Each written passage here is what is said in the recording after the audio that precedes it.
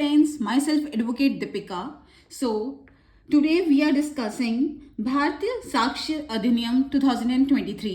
जैसे कि आपको पता है कि हमने ऑलरेडी सेक्शन 38 तक कर चुके हैं, तो आज हम सेक्शन 39 करेंगे. So section 39 to 45 deals with opinions of third persons when relevant. ये क्या डील करते हैं? 39 टू 45 सेक्शंस क्या डील करते हैं कि ओपिनियंस ऑफ थर्ड पर्सन, जहां पर थर्ड पर्सन का जो ओपिनियन है वो कहां पर रेलेवेंट होगा, हम ये स्टडी करेंगे अब. So section 39 talks about opinions of expert. So section 39 इसमें क्या है कि opinion upon a point of foreign law और ऑफ साइंस और आर्ट.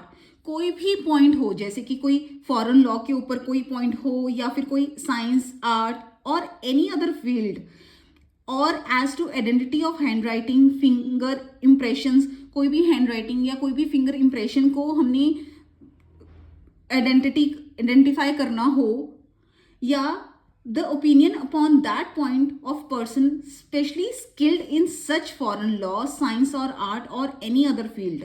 तो अगर हमने कोई भी ओपिनियन लेना है, किस पे लेना है ओपिनियन?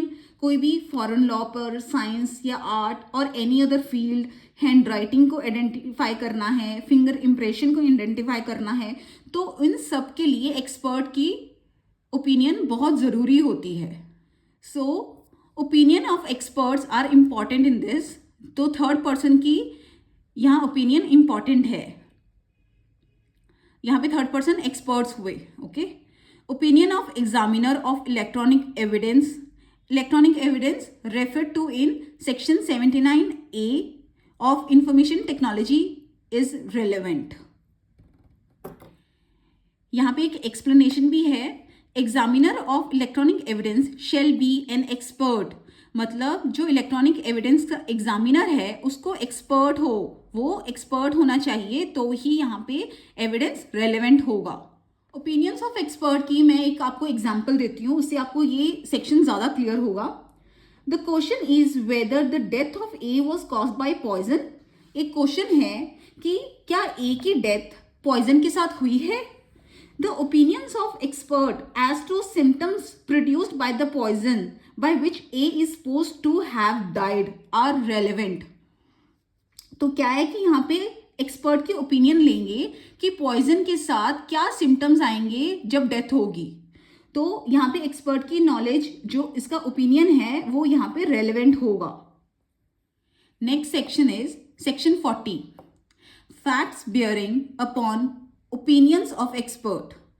इसका मतलब क्या है कि फैक्ट्स वैसे तो रेलेवेंट नहीं है, बट रेलेवेंट होंगे इफ दे सपोर्ट और are inconsistent with the opinions of expert. अगर एक्सपर्ट ने अफर्म या डिनाई किया तो वो सब कुछ रेलेवेंट होगा. एग्जाम्पल है, question is whether A was poisoned by certain poison. क्या ए को कोई सर्टन पॉइजन दिया है? विच एक्सपर्ट अफर्म और deny symptoms are relevant. Expert की जो भी नॉलेज में होगा, कोई भी वो अफर्म करे या डिनाई करे, वो सब कुछ रेलिवेंट होगा यहाँ पे.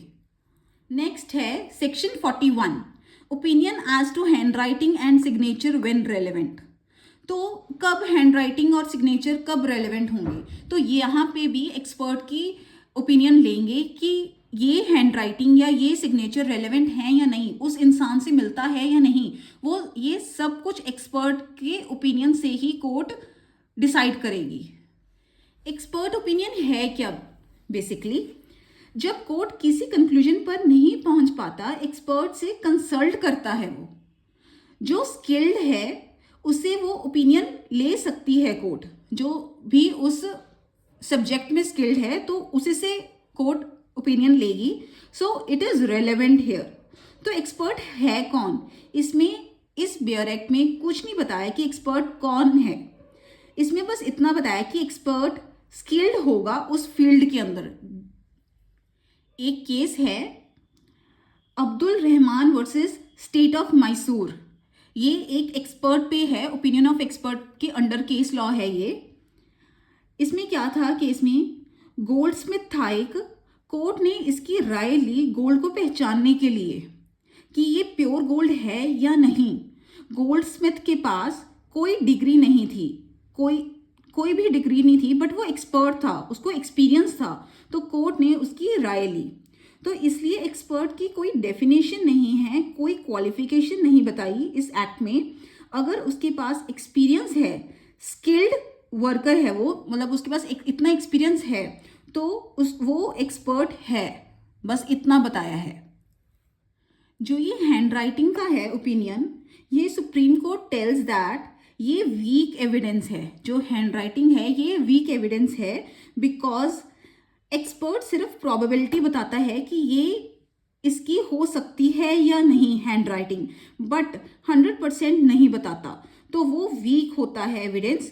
तो इसको दूसरे एविडेंस के साथ कोलैबोरेट होने की ज़रूरत होती है। सो आई होप आपको ये लेक्चर समझ आया होगा। नेक्स्ट सेक्शंस हम नेक्स्ट वीडियो में करेंगे। मैं आपको एक एक सेक्शन की कंसाइज वे में समझा रही हूँ कि आपको समझ आ जाए। So thank you.